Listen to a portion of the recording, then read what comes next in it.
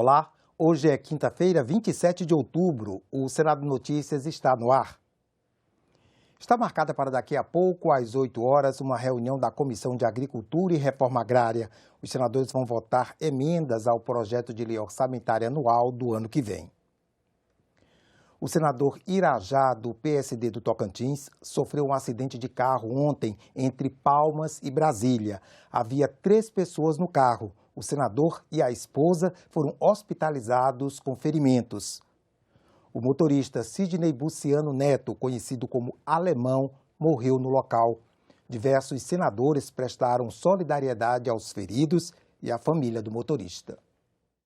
A senadora Cátia Abreu, que é mãe de Irajá, escreveu no Instagram sobre o acidente.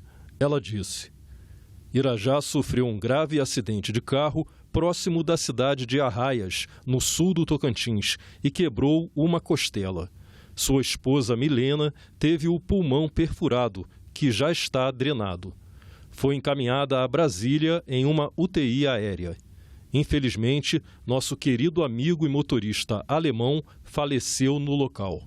Muita tristeza para a nossa família. O carro capotou na curva e caiu numa ribanceira de 50 metros de profundidade. Milena foi jogada para fora do carro e ficou no asfalto. Irajá subiu a ribanceira sozinho procurando a Milena, quando viu que ela não estava dentro do carro. Alemão ficou preso nas ferragens, agonizando até falecer. Passou um carro que prestou socorro e que chamou o prefeito Herman de Arraias para prestar ajuda. Estamos abalados psicologicamente com um acidente que levou o nosso amigo, mas passando bem de saúde. Obrigada a todos pela atenção e agradeço a todos os amigos que prestaram socorro em Arraias. Assim como outros senadores, o presidente do Senado, Rodrigo Pacheco, prestou solidariedade no Twitter. Ele escreveu: Desejo melhoras ao meu amigo e senador Irajá e à sua esposa, Milena, em razão do acidente de carro sofrido na manhã desta quarta-feira. Deixo aqui meus sentimentos à família e aos amigos do motorista do veículo, que não resistiu ao acidente. O motorista do veículo, Sidney Buciano, foi identificado. Reitero meus pêsames à família e aos amigos neste momento tão doloroso. O próprio senador Irajá divulgou uma nota no início da noite. Ele se solidariza com a família do motorista alemão e, antes de agradecer a profissionais de saúde do Tocantins e autoridades locais, informa, abre aspas, graças a Deus, minha esposa Milena encontra-se hospitalizada e com quadro estável. Estou ao lado dela e também me encontro sob cuidados médicos e me sinto bem clinicamente, embora profundamente arrasado com esse acidente fatal. Fecha aspas. A Comissão de Ciência e Tecnologia debateu em audiência pública ontem a medida provisória 1136. Ela impôs limites para a utilização dos recursos do Fundo Nacional de Desenvolvimento Científico e Tecnológico. Em vigor desde que foi publicada no dia 29 de agosto, a medida provisória 1136 impôs limites para a utilização dos recursos do Fundo Nacional de Desenvolvimento Científico e Tecnológico, o FNDCT. O fundo é uma das principais fontes de financiamento para fomento à ciência, tecnologia e inovação no Brasil. A Comissão de Ciência e Tecnologia do Senado ouviu cientistas, pesquisadores e educadores da área científica em audiência pública para debater o impacto dos cortes. Queremos apresentar para os senadores a necessidade de retomar os investimentos em educação, uma vez que nós precisamos aumentar as matrículas e inserir esse jovem no mercado de trabalho. E as nossas instituições têm esse papel de ciência e tecnologia, mas também de prover a educação de qualidade para o país. As universidades públicas brasileiras são responsáveis por 95% da produção científica do país.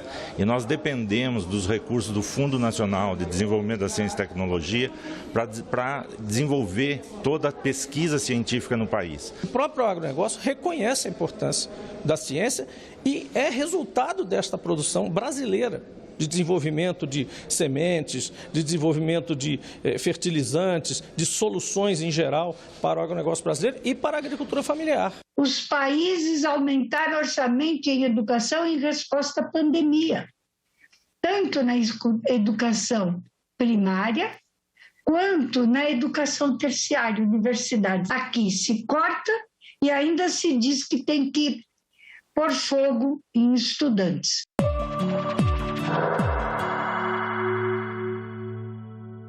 O alto percentual de abstenção no primeiro turno das eleições, 20,9%, pode aumentar agora no segundo turno. Os senadores estimulam os eleitores para que compareçam à votação neste domingo, 30 de outubro, e exerçam o direito de cidadão. Aos 78 anos, a aposentada do INSS, Dona Vitória, não abriu mão de votar no primeiro turno e vai votar no segundo. Eu quero conclamar todas as pessoas idosas a partir de 60 anos para exercer o seu direito de cidadania, votando agora no dia 30 de outubro. Mas nem todos os eleitores tiveram a determinação de Dona Vitória. O número de pessoas que deixaram de votar no primeiro turno aumentou se comparado às eleições gerais de 2014 e 2018. Historicamente, o maior índice de abstenção foi em 1994, com um registro de 29,3%. Em 2014, o percentual de abstenção ficou em 19,39%. Em 2018, 20,33% dos eleitores não compareceram às urnas. No primeiro turno deste ano, o índice de abstenção foi de 20,9%. Isso significa que 32.700.000 eleitores não foram votar. A maior faixa de abstenção entre os eleitores obrigados a votar foi dos jovens entre 21 e 24 anos, com 23,39%. E mais da metade das abstenções registradas, 55%, foi de pessoas que estudaram até o ensino fundamental. Quase 21% de abstenção é um dado realmente alarmante. E a gente sabe que a tendência num segundo turno é aumentar esse índice da abstenção. O segundo turno, em relação ao primeiro, sempre sobe, em geral. Essa alta, ela tem ficado ao redor de 1,5%, 2,5%, e a tendência é de que ela aumente também, apresente um leve aumento em relação ao primeiro turno. Nós reduzimos esta abstenção no Brasil, mas ela ainda continua forte, porque você aí do outro lado tem o direito de não escolher nenhum candidato. Você não é obrigado a escolher um candidato. Você pode não comparecer às urnas, você pode anular o seu voto, é um direito seu, isso é democracia. O eleitor que não comparecer para votar precisa estar atento às sanções que pode sofrer se não justificar a ausência. Além de ter que arcar com uma multa, também tem alguns dos seus direitos suspensos, como, por exemplo, tirar a carteira de identidade, passaporte, fazer rematrícula em instituições de ensino públicas, conseguir empréstimos em instituições de crédito mantidas pelo governo, dentre outras. O senador Wellington Fagundes entende que a classe política deve motivar a participação do eleitor. Nós estamos exatamente fazendo isso, convidando, falando, chamando atenção para que cada brasileiro exerça a sua cidadania. É a arma que o eleitor tem, né, para ir lá e ter a certeza que o seu voto poderá ajudar muito o Brasil. Você que está me assistindo nesse momento é responsável também pelo destino do nosso país. O seu voto consciente pode mudar para melhor a vida da nossa gente. O processo democrático exige que o cidadão se posicione, né? E não deve, ou contra ou a favor, mas ele tem que se posicionar. Então ele precisa ser realmente mais estimulado a isso, lutar um pouco mais por isso, ter consciência política, civilidade, né? Essas coisas todas que envolvem a prática da cidadania no dia a dia. Controle da inflação, combate ao desemprego, pagamento de benefícios sociais. A economia é um dos principais desafios para o presidente da República, que vai ser eleito neste domingo. Para entender melhor o cenário econômico do Brasil, convidamos para o Senado Notícias de hoje o consultor legislativo Paulo Roberto Viegas. Olá, Paulo, obrigado por aceitar o nosso convite. Paulo, qual deveria ser a prioridade na economia para o próximo presidente? Bom, André, os desafios são inúmeros, né? Obviamente que o cenário internacional já é um foco de atenção, né? Seja a partir dos problemas da guerra da Ucrânia, que abalam as economias da Europa, né? E também algum descontrole que está havendo nos Estados Unidos, e a gente tem que estar muito com atenção sobre essas questões externas. Sob o ponto de vista interno, as variáveis macroeconômicas estão razoavelmente controladas por enquanto, mas muito em função de alguns artificialismos, né? E esse é um ponto de preocupação do próximo governante, seja quem for, tanto a própria situação como a oposição, caso ganhe, vai ter que se preocupar com a saída desse contexto, né, de alguns controles artificiais que estão sendo usados agora, como é que vai ficar depois disso, quando virar um ano, entrar um novo ano. Então, essa é a preocupação que o novo governo vai ter, e o Congresso, consequentemente, vai ter que estar atento, né, para lidar com essa situação. Isso mesmo, Paulo. A nossa reportagem preparou uma matéria sobre isso. O presidente da República, seja qual for eleito no segundo turno, terá um cenário difícil nas contas públicas. O cenário internacional também se apresenta desafiador para a economia no ano que vem. Inflação, dívida pública, desemprego, teto de gastos. Problemas que o novo presidente do Brasil vai ter de lidar já no primeiro dia de governo. Os benefícios sociais aprovados neste ano de eleições trouxeram números que sinalizam uma melhora da economia, com deflação, aumento da atividade econômica, diminuição do desemprego e melhora da arrecadação. Mas será que essa bonança vai continuar em 2023? Com um recorde de mais de 166 bilhões de reais em setembro, a arrecadação federal chegou a 1,640 bilhões de reais este ano. Com isso, o governo passou a projetar um superávit primário de 13,5 bilhões em 2022. Para o ano que vem, no entanto, a previsão no orçamento é de um déficit de quase 66 bilhões de reais. A Receita este ano está apresentando um resultado muito bom. Para o ano que vem pode ter alguns fatores negativos aí com o fim da redução do ICMS sobre o petróleo. A prioridade do próximo governo vai ser ajustar o lado fiscal, uma vez que os dados utilizados para fazer as projeções não incluíam muitas despesas que foram agora incrementadas durante o período eleitoral, e com isso vai ser necessário fazer ajustes em outras contas. Essa contenção de gastos pelo governo pode inviabilizar as medidas que ajudaram a economia antes das eleições. O orçamento para o ano que vem, por exemplo, não prevê recursos para o pagamento do auxílio de R$ 600 para a população, o que foi prometido pelos dois candidatos que concorrem ao segundo turno. A inflação de 2021 ficou em 10,06%. O acumulado em 12 meses chegou a 12,13% em abril, mas a redução do preço dos combustíveis derrubou esse índice para 8,72% em agosto e 7,17% em setembro. A retomada da economia favoreceu a criação de empregos.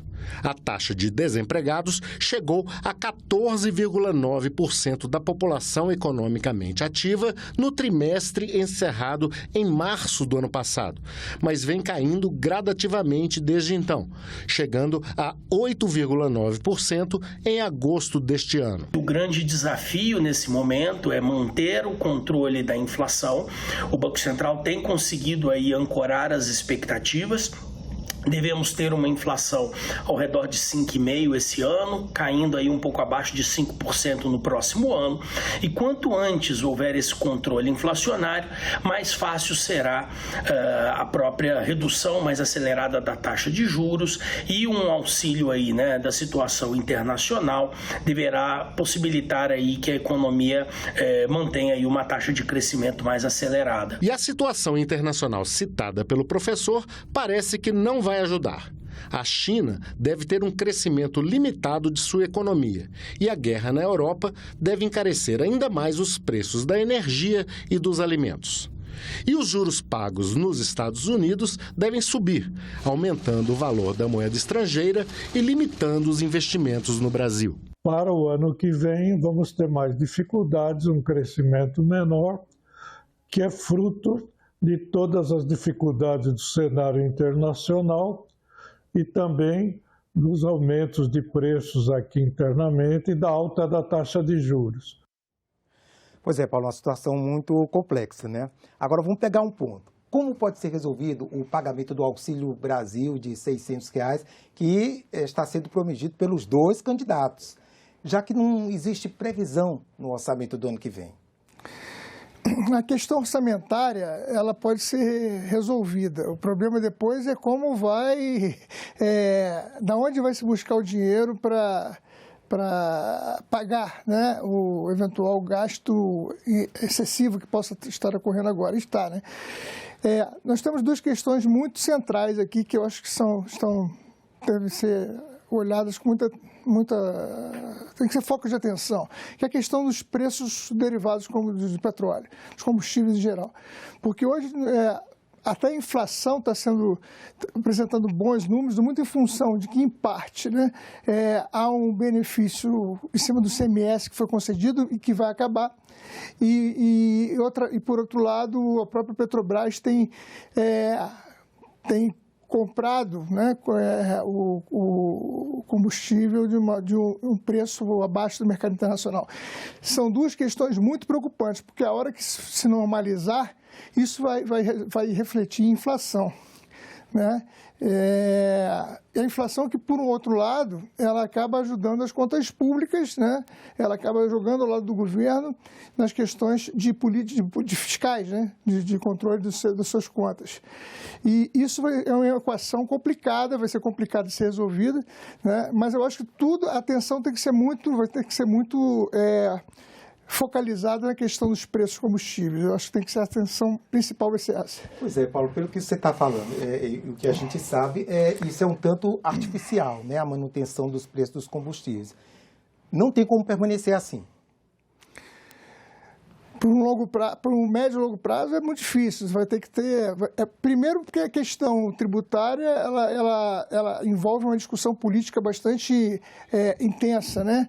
E segundo, que é difícil para a Petrobras continuar, digamos assim, enfrentando o preço de mercado, né? E continuar uma empresa competitiva, né? Para continuar sendo uma empresa competitiva. Então, ela vai ter que buscar um outro ponto de equilíbrio. Isso vai impactar toda a economia. Esse vai ser o grande xadrez que o governo vai ter que enfrentar, eu diria que no próximo ano. Ok. O teto de gasto já foi criticado pelos dois candidatos a presidente. Essa regra está em risco de ser alterada no ano que vem? E quais as consequências para a economia? Bom, o teto de gastos ele já está sendo... não está sendo respeitado na medida que você aprova emendas constitucionais que flexibilizam ele, né? Então, a última foi aquela chamada PEC Kamikaze, que gerou um impacto excedente, né, da ordem de 40 bi. Então, com impacto já nas contas, no resultado fiscal projetado, já tem um impacto forte com isso. Mas as ferramentas do governo são inúmeras, tanto em termos de política fiscal, como principalmente política monetária. Então, acho que vai ter que haver um arranjo, né, dessas variáveis, de forma que o governo atenue o impacto sobre a economia na hora que esses artificialismos forem desmontados. Paulo, quando a gente pensa na infraestrutura do Brasil, né, Onde é que o problema é mais sério? É a questão do escoamento da produção, é a questão das estradas? O que pega, né, para que a economia do Brasil avance mais? Várias medidas nesse governo foram tomadas, importantes, e que o resultado não é automático, ele vai demorar um tempo para começar a surgir. Entre elas, estou pensando rapidamente, me vem à cabeça a BR do Mar, as ferrovias, que foram um marco legal das ferrovias, que foi rediscutido, e a questão do 5G, questões de reestruturação de todo o setor elétrico, com privatização da Eletrobras, que foi uma mudança muito importante, né, e impactante. E agora os resultados a gente vai começar a sentir nos próximos meses, diria, vamos começar a ter um retorno disso. E outras questões, principalmente na área energética, são importantes como desafios futuros ainda. A gente tem uma discussão que tem que ser feita sobre transição energética, sobre, a energia eólica offshore, que já foi feita uma mudança legal, não é mudança legal, foi feita uma legislação sobre isso. Tem a questão do hidrogênio também, que deve ser discutido. E porque vem ganhando força no exterior, e acho que essa discussão vai ser trazida mais forte, de forma mais intensa no Brasil. Então, existem vários pontos, né, a serem discutidos e enfrentados. Nessa questão aí da energia, o que já foi feito e as mudanças legislativas já apontam para uma melhora nos próximos anos? O Brasil corre risco de não crescer por conta de energia, por exemplo? Os investimentos eles têm sido assim, insinuantes para vários países, e o Brasil não passa longe disso. Então, há buscas por alternativas de investimento. Cabe ao Brasil criar condições favoráveis à atratividade disso, porque o dinheiro tem procura de boas oportunidades de se investir. Então, eu acho que o Brasil está de olho, está atento a esse tipo de questão, e eu acho que temos grandes possibilidades de atrair esses investimentos e resolver qualquer questão de pressão sobre oferta e atendimento da demanda. Paulo, uma coisa que se bate muito aqui no Brasil é a questão do ambiente de negócios, né? E aí se tenta avançar com desburocratização, abertura e fechamento de empresas. Você acha que o Brasil está dando passos certos nessa linha? Está muito lento?